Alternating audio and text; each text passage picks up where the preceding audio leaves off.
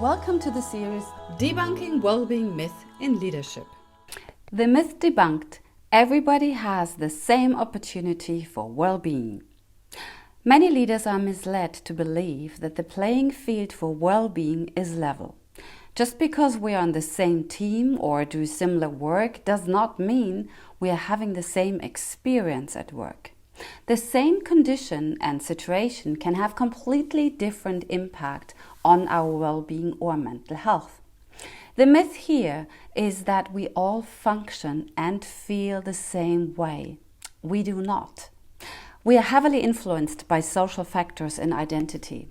There are many uncontrollable aspects to our well-being. Our genetic disposition, underlying health issues, our personality traits, our race and gender identity, and so on. So we all come from different starting points and backgrounds. Some of us are generally more optimistic than others.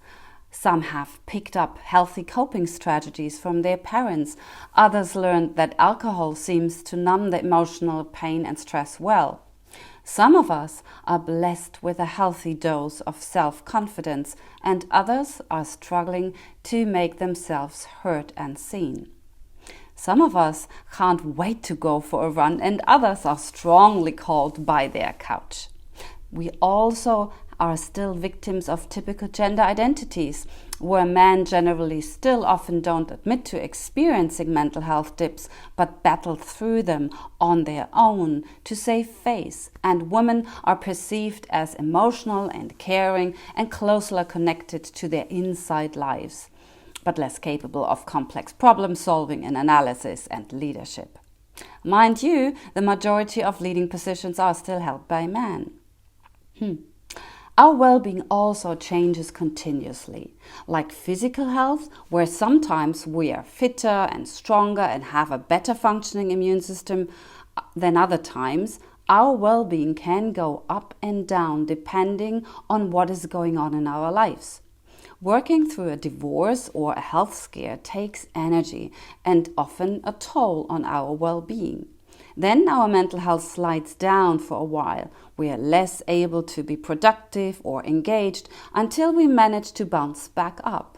Sometimes our mental health gets to such a low point over such a long period of time that it really is advisable to seek professional help.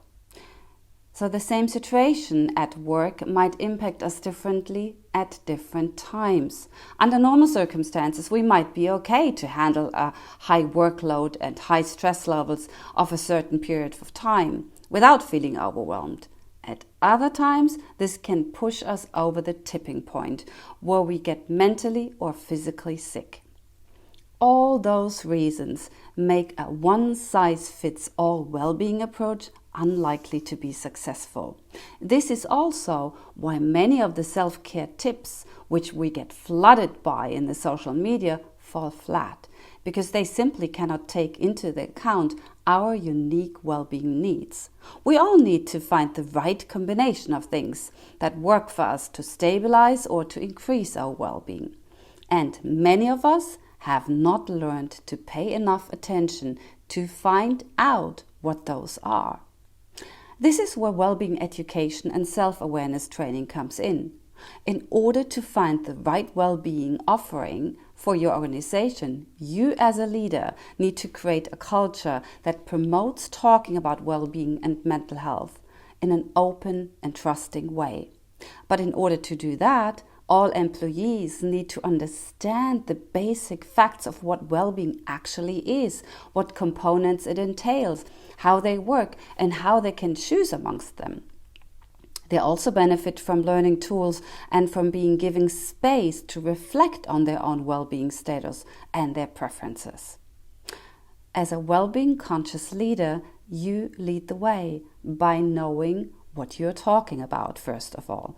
Get yourself educated, do training, get well-being coaching, gain general well-being literacy. That gives you the confidence and the knowledge and the authenticity to lead open well-being discussions and to engage with your people in a trusting way about well-being preferences and needs.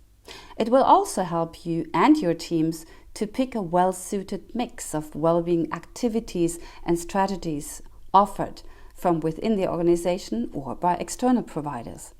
Also, consider different well-being approaches might work for different teams. And remember, you don't have to come up with all of that yourself.